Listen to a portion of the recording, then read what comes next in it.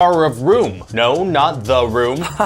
Captain Marvel is going to be the last standalone movie in Phase 3 of the MCU. And based on what we know so far, it's going to be a game changer. Here's why Captain Marvel will change everything. If this is your first time on Screen Rant, you can hit the subscribe button and ring the little bell thing to stay up to date with our videos. So recently we got our first look at Brie Larson on the set of Captain Marvel. First there were pictures of her in a jacket, so people were like, oh, okay, cool. Then Brie herself posted a picture of her in a pilot costume, and so people were like, oh, okay, very cool. And then finally we got these first looks at Brie in what seems to be her Captain Marvel costume, although it's green. So it doesn't exactly look like the Captain Marvel costume we're all used to. In fact, it kinda looks like Rita Repulsa. But there's probably a good reason for the greenness, the greenitude of the costume. See, Mar-Vell, the character who's going to be played by Jude Law, is a Kree warrior, and when he came to Earth, he wore a green suit. He also used the name Captain Marvel, so we're guessing that Mar-Vell will pass this suit along to Carol Danvers when she gets her powers. Either that or she just grabbed some Kree uniform. Regardless, it probably has to do with the Kree, which actually leads us to why this movie is going to be such a game changer. We know that the movie's taking place in the 90s. The last time we had a Marvel movie take place in a different era was the first Captain America movie, so it's going to be cool to see 90s era Marvel, which is actually going to include a pre-eye patch Nick Fury. If we're lucky, we might even see him mess up his eye. It's a weird thing to hope for, but I'm hoping for it. So anyway, this movie's going to take place long before any of the Avengers stuff. And an important part of the movie is going to be the Kree-Skrull War. This is where stuff gets really interesting for the future of the MCU.